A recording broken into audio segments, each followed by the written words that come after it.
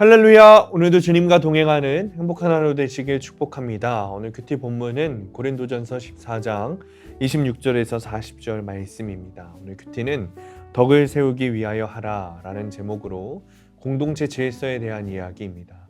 말씀 질문입니다. 왜 바울은 품위 있고 질서 있게 하라 라고 했을까요?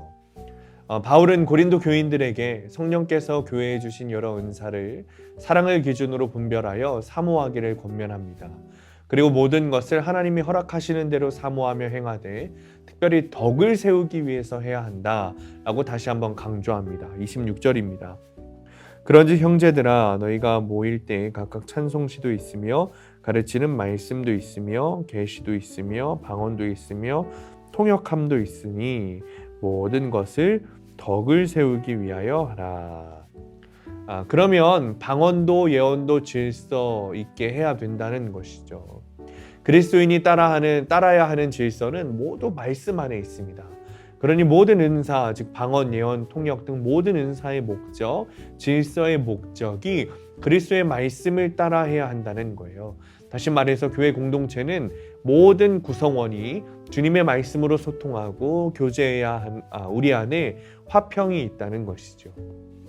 당시 교회는 주로 가정에서 모였던 가정교회였기 때문에 교회 공적인 모임에 관습적으로 어울리지 않는 사적인 일들이 종종 있었어요. 그래서 복장 문제, 식사 문제 등이 그 예이죠. 마찬가지로 바울이 여기서 말하는 여자가 교회에서 말하는 일도 당시 특정 상황과 맥락에서 나온 문제입니다. 교회 공동체는 하나님의 창조 질서를 기념해서 기리는 공동체예요. 그러니까 그 창조 질서 안에 있어야 한다는 의미인 거죠. 간혹 예수를 믿는 아내가 예수를 믿지 않는 남편을 구원으로 인도하고 싶다면 가정에서 하나님께서 만드신 질서를 먼저 따라야 하는 거예요. 그래야 먼저 믿은 아내가 남편을 구원으로 인도할 수 있는 거죠. 내가 옳은 말을 해야 하는 성품이라고 할지라도 구원을 위해서 잠잠할 수 있어야 하는 겁니다. 바울은 고린도 교인들에게 품위 있고 질서 있게 행동해야 한다고 말합니다. 40절입니다. 모든 것을 품위 있게 하고 질서 있게 하라. 당시 고린도 교회 안에 파당을 짓는 사람들이 있었어요. 그들은 바울에게 사도권이 없다고 이야기했습니다. 그러자 바울이 영적으로 이 교만한 사람들에게 이 편지가 주의 명령이다 이렇게 말하는 거죠. 그리고 진리의 말씀을 구별하지 못하면 하나님께 인정받지 못한다 말하는 겁니다. 그러므로 우리는 은사에 대한 바울의 가르침을 주님의 명령으로 받아야 돼요. 그리고 받은 은사를 사랑 안에서 교회의 덕을 세우기 위해 사용해야 합니다. 그 사용하는 방법이 파당을 짓고 잘난 체하고 자기 내세우는 것이 아니라 품위 있고 질서 있게 해야 된다는 것이죠. 그래야 교회 안에 공동체가 올바르게 세워지는 것입니다. 적용 질문입니다. 나는 교회 공동체에서 어떤 역할을 하는 지체입니까?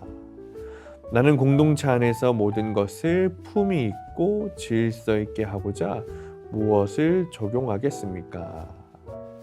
오늘의 원포인트입니다. 공동체의 질서 안에서 은사를 사용하라. 아주 중요한 이야기인 거예요. 우리는 공동체 안에서 질서 있게 행동해야 됩니다. 그 안에서 은사를 사용해야 되는 거예요. 잘난 체하고 드러내고 그러는 게 아니라 주님이 가르쳐 주신 질서 안에서 말씀 안에서 은사를 사용해야 합니다. 그것을 잘 모르겠다면 공동체를 세우고자 질서를 따르는 훈련도 필요한 것이죠. 그래야 주님을 제대로 믿는 길을 걷는 것입니다. 기도하겠습니다. 주님, 공동체의 질서 안에서 은사를 사용하기 원합니다. 질서를 밖을 벗어나서 내 마음대로 하는 것이 아니라 주님께서 주신 그 질서 안에서 말씀 안에서 사용하면서 교회를 세우는 우리가 되게 하시고 오늘도 우리가 속한 여러 공동체들 가운데 정말 질서를 잘 따를 수 있는 우리가 되도록 인도하여 주옵소서. 예수님의 이름으로 기도합니다. 아멘.